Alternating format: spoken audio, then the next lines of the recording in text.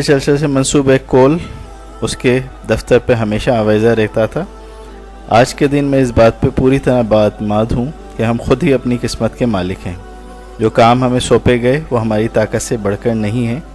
یہ جذباتی صدمے اور جان فشانی ہماری قوت برداشت سے باہر نہیں۔ جب تک ہمیں اپنی تحریک پر ایمان ہے اور جیتنے کی لا متزلزل ہمت و طاقت ہے تب تک جیت ہماری ہے۔ اور یہ جولین جیسی ہستی کے بارے میں ہی تھا۔ جولین جو جیسا کہتا تھا بالکل ویسے ہی کرتا تھا۔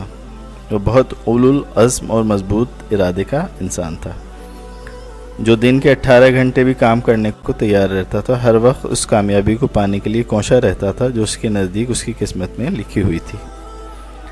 جولین کا عدالت میں اپنے علم اور فن کا جارحانہ اظہار کرنا تقریباً روز ہی کسی نہ کسی اخبار کے پہلے صفحے کی زینت بنتا تھا۔ امیر اور مشہور لوگوں کو جب بھی کسی ایسے اعلیٰ درجے وکیل کی